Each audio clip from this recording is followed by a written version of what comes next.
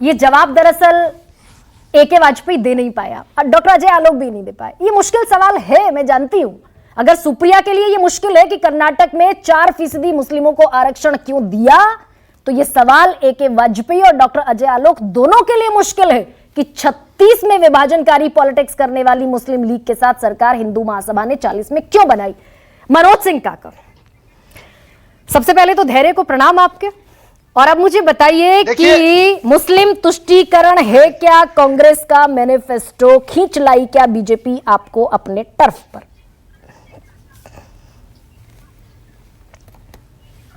देखिए, आप धैर्य की कोई बात नहीं। हम लोग हमेशा सबके सवाल करने की और बात कहने की स्वतंत्रता का बहुत सम्मान करते हैं। एक उदय प्रताप सिंह जी हमारे गुरु हैं, श्रद्धेय नेताजी के भी गुरु हैं, विनोद सर जानते होंगे। उनकी एक लाइन है छोटी सी कि न तेरा है न मेरा है, ये हिंदुस्तान सबका है, और नहीं समझी गई ये बात तो नुकसान सबका है। बेहद खूबसूरत। और अल्लामा इकबाल की एक बात और आप कह रही थी कि अल्लामा इकबाल की भी एक लाइन है कि सारे जहां से अच्छा हिंदुस्तान हमारा, और हम बुलबुले हैं इसके, ये गुलसिता हमारा। बहुत खूब। तो जो सवाल ये है कि भारतीय जनता पार्टी के जो नरेंद्र मोदी जी थे और जो उन्होंने बिहार के नेवादा में जो सवाल खड़े किए, चूंकि नरेंद्र मोदी जी वाक पटुता में बहुत तेज हैं, उनसे कोई पार नहीं पा पाएगा वाक पटुता में, चूंकि झूठ बोलने के भी वो माहिर हैं और झूठों के सरदार हैं। वो जानते थे कि वो बिहार की धरती है, वो बुद्ध की धरती है। कहीं बुद्ध के बिहार के लोग अब सब जैसे लोग, आलोक जैसे ही लोग तो नहीं है वहां, जो चारण चंपना में ही अपनी जिंदगी गुजार देंगे। वहां बुनियादी सवाल करने वाले लोग हैं, और वो जान रहे थे कि थोड़ा सा मैं आपसे ही अनुरोध कर दूं। सुन लीजिए मनोज सिंह का अनुरोध करती हूं, व्यक्तिगत टिप्पणी से बचे। मैं खत्म कर, हाँ, व्यक्ति नहीं, पूरा बोलिए, मुकम्मल बोलिए, बस व्यक्तिगत टिप्पणी से। बिहार के लोग कहीं ये ना पूछ दें, बिहार के लोग कहीं ये ना पूछ दे नरेंद्र मोदी जी से कि पिछली बार जब आए थे तो उसी बिहार को कहे कि कितना दे दूं, 75,000 करोड़ दे दूं, 1 लाख करोड़ दे दूं। चलो 1,25,000 करोड़ बिहार को विशेष पैकेज दे दिया, और बिहार को उन्होंने 4 आने भी नहीं दिया। ये बात कर रहे थे रिफॉर्म की। रिफॉर्म क्या है? रिफॉर्म आपके डार्विनवाद से तो है नहीं। अब डार्विनवाद को भारतीय जनता पार्टी पुस्तकों से हटा रही है।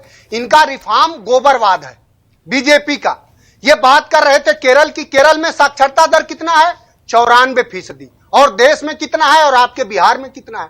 सवाल यह है कि भारतीय जनता पार्टी बखूबी जानती है। और आपने मुसलमानों की बात कहा, हाँ। मुसलमान की स्थिति क्या है? रंगनाथ मिश्रा आयोग की रिपोर्ट क्या है कि उनकी हालात दलित से भी खराब है। और हम अभी वाजपेयी सर बात इसकी जिम्मेदारी मनोज सिंह काका कांग्रेस को बनती है कि नहीं? सच्चर कमेटी कब बनी? सच्चर कमेटी की सिफारिशें कब आई? सच्चर कमेटी की सिफारिशें लागू क्यों नहीं हुई? आप पूछिए कांग्रेस से, आपके साथ गठबंधन में शामिल है। ये हम बहुत जिम्मेदारी से पूछ रहे हैं, और समाजवादी पार्टी के लोग और समाजवादी पार्टी तो ये मानती है। हमारे नेता कहते हैं कि हमारी भूमिका किसी एक धर्म, भाषा और संप्रदाय से नहीं, हमारी भूमिका संपूर्ण नागरिकता से है। और जिस संपूर्ण नागरिकता को भारत के संविधान के प्रस्तावना में ही सबको आर्थिक, सामाजिक, राजनीतिक समता देने की बात करी गई है। जो सवाल आपने एके वाजपेयी से कहा, कहां के तथाकथित वकील हैं, ये बीजेपी से क्यों नहीं पूछते कि राजनीतिक भागीदारी बीजेपी ने मुसलमानों को क्यों नहीं देती है? जो हमारे देश का 20%, 25% आबादी है, उसको हाशिए पे रख के हम कैसे कल्पना करेंगे कि हम एक विकसित राष्ट्र बनेंगे? ये सवाल है। और इनको सिर्फ मुसलमानों से नहीं, दलितों से, पिछड़ों से, सबसे जो तबका हक के हाशिए पर है। चूंकि बीजेपी जानती है कि हमारा ये वही तो करना चाह रहे हैं। ये धर्म के आधार पर पाकिस्तान बना, ये धर्म के आधार पर हिंदुस्तान बनाना चाह रहे हैं। यही तो हिंदू राष्ट्र की बात है। ठीक है मनोज, में विनोद अग्निहोत्री, अब मुझे ये बताइए कि ये चुनाव